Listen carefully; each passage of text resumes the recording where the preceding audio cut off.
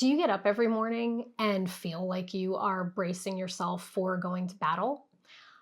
I certainly do. I think a lot of people feel that way.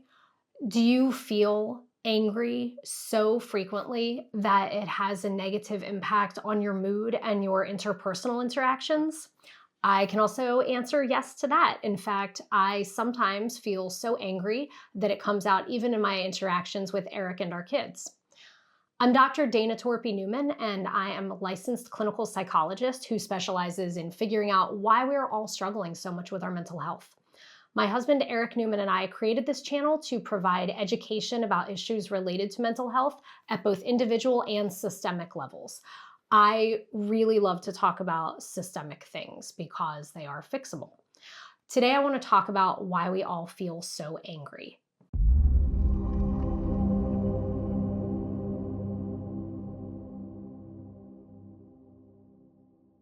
So, the first factor that contributes to this is the constant dehumanization and injustice that we experience on a day to day basis. I want to start with two examples. Yesterday morning, I was reading an article about the fires in Los Angeles. So, as I'm recording this, the fires are still raging in Los Angeles. And I was reading an article by someone who was actually trying to be very helpful to the victims and was talking about how the victims will need to deal with the insurance companies as if they are business transactions. And there were all of these recommendations for, make sure that you take video of every part of your house, that, like compile all of the videos that you've had of your house and put them in a photo album and other such things. And although this person was trying to be helpful, I couldn't help but think about how awful it is to require people who are in the middle of a tragedy and experiencing multiple traumatic events, like they lost all of their things, their community is on fire, some of them have been fleeing for their lives. And then we're like, hey, here's how you need to think about this. You need to make sure that you compile all of your things into a photo album so that the insurance company pays you, even though you've been paying into the insurance company for maybe decades, but they're going to try not to. So here's how you can get money to rebuild. I want to give another example. I have a client who has a child with a terminal illness. I spent a significant amount of time last week having to fill out papers so that my client can spend their child's last days with their child and not earning money for this big corporation. This is what I mean by dehumanization. There is no space in our world for the experiences that we have as humans.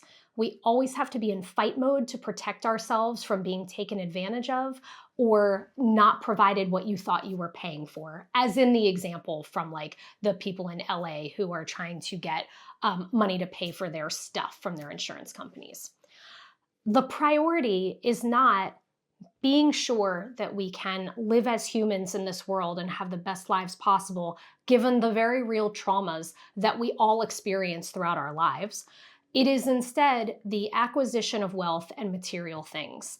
And if you think about being bombarded with this evidence day after day after day, because I am certain that all of you have experiences just like this, maybe they're on a lower level than the two examples that I gave, but we all have experiences day after day after day that make us feel so angry because we feel dehumanized. This also applies to the people who are working for the companies that we feel are dehumanizing us. The employees are dehumanized too. They're often not paid a living wage. They're put into conditions that are less than optimal for dealing with customers who are upset. They are also not doing well. And so combined, when we all interact together, we feel really, really angry because we feel so stuck. We can't avoid these human experiences. We certainly could get support for them, and we don't. At the times when we are suffering the most, we are asked to do even more. The second point that I want to emphasize is that there are different rules for different people. It feels like there are always individual consequences for errors, but never for systems. And that's why I said before, I love to talk about systems because we often accept these things as, well, this is just how things are. but these are all choices in how we've constructed our society. These are not necessities. These aren't like gravity or oxygen. These are choices. And I want to give an example of what I meant by there are individual consequences for errors, but not systems consequences. In our other video, we talked about why mental health providers don't accept health insurance. And I had an experience just last week where I thought I was going to lose my mind with rage. And it really demonstrates this issue of like, why don't mental health providers accept insurance? Eric and I do, to be clear, and it's infuriating. What happened was that a health insurance company sent one of my clients a letter that said I was leaving the network. I did not ask to leave the network. So I had to call and try to get a human on the phone, which was its own struggle. And then I had to be basically told like, oh, we don't know why that happened. We don't know what letter you mean. You need to call this other company because they're like a carve out of ours. So then I had to call them and they also didn't know what was going on. And one of the things that I say all the time when I have to call insurance companies to correct their mistakes is their employees are getting paid for that time, but I'm not. I get paid when I see my clients and that's it. And that's what I mean by there are individual consequences, but not systems consequences when errors are made. In a just system, in a system where we feel like things are fair, there are either consequences that are equal for everyone, or there's enough goodwill where individuals don't feel like they are constantly like getting ripped off or having to be, on the defense all the time. And we all have goodwill and there's room for errors. But this situation can't exist the way that it is. So something that you hear people talk about all the time, because these are radical ideas that I'm proposing, that like these are choices we make in our society. One of the things people talk about all the time is that they are concerned that there are individuals who will take advantage of systems that uphold our humanity, that give us space for our emotional experiences, and that also are just. And it is absolutely true that there will always be humans that take advantage of systems. But I ask you, is that actually being equally applied to all of us? I would say no.